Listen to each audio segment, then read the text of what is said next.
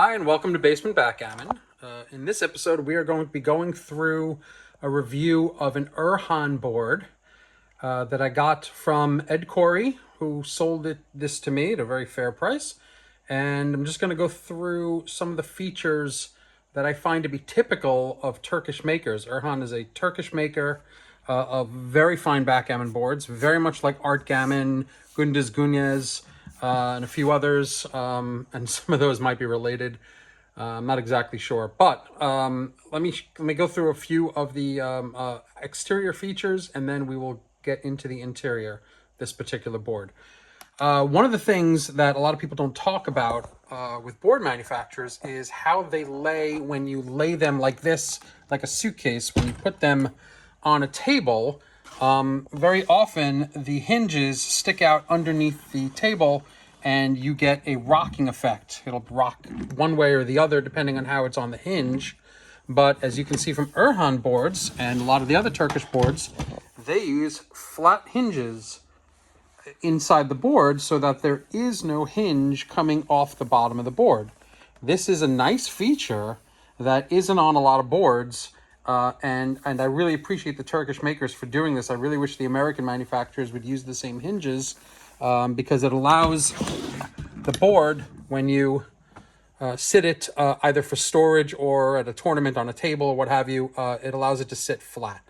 So it's kind of nice. Another nice feature of Turkish boards, which I don't know why American manufacturers don't do this, they have corner protectors here on these two sides and these two sides. And these are, little pieces of metal that go over the corners to protect it when you swing the board because you're walking with it. When you bump into a wall or what have you, or another board or whatever, it doesn't damage the corners. Now, this one only has the corner protectors at the top.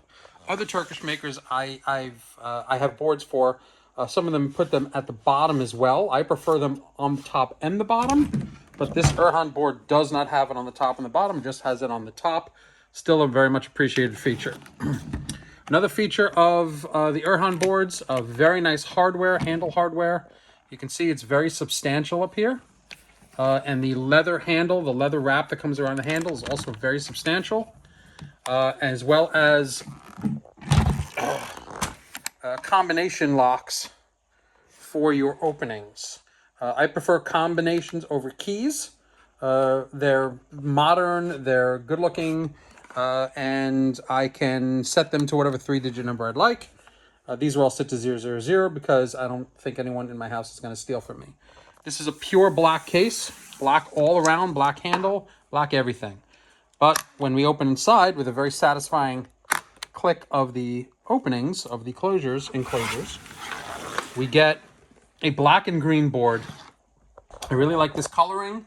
The field itself is a fine felt.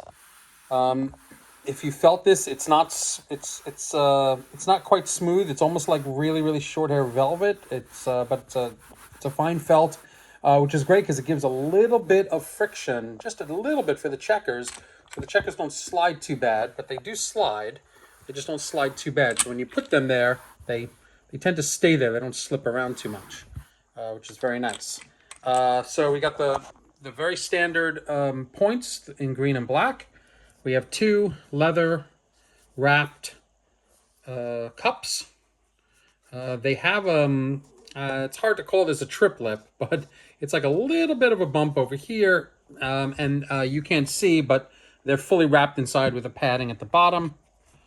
This dice box I have in a lot of my boards does not come with Erhan. This is my dice box and my dice, so this didn't come with the board. Neither did this cube. I'm sure a very nice cube comes with the Erhan boards. This is a very nice, however, green Bakelite cube in 1.5 inches that I put into this board because the coloring is right. Now, one of the things I don't like about the Erhan board is that there is not a good place to put your dice and cubes.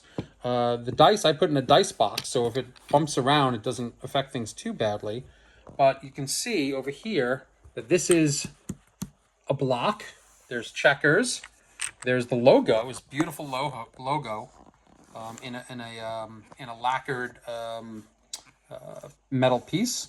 that is attached and glued to the board. And so you can put cubes and dice here, but there's not like a tray for it. There's not a place to keep it. And then your checkers here, and then this is a block as well. So there isn't any obvious place to put the checkers and the dice. I put the cube here. Actually, if you look at it on the other side, it would go in here inside of this, and then the logo would go on top of it, and the checkers would go in here. I just opened it up in the wrong way. If you open it up the opposite way, which is backwards, essentially, the cube would sit here in there. But I tend to put the cube over here and close it the normal way. So this is maybe a little bit backwards. The checkers are beautiful checkers. I don't know. I don't think these came with the board. These are a set of Bakelite checkers, finger dish Bakelite checkers that I owned, that I put inside the board because I thought it would fit, and it does. It fits great. And the coloring is good for it. So let me put these out. You take the cups and dice, and I'll put out the checkers for you guys so you can see this. And over here. And we are set to go. Now, these Bakelite checkers are nice. They're a little rare. They come in a green and a yellow swirl. There's a little bit of a yellow swirl going through the green that you can see, and it's matched by the yellow and the Bakelite on the other side of these checkers. These are finger dish checkers. I don't have a preference of finger dish versus flat Bakelite. The flat Bakelite are more expensive. They're in more demand because they can be broken down for jewelry, which is a damn shame, but that's the truth of the market economy.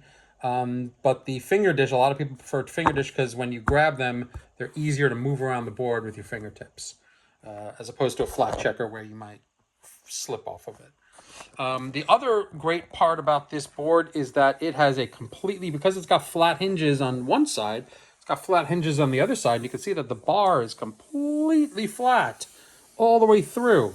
It's a wonderful feature. Hinges are completely hidden on this thing.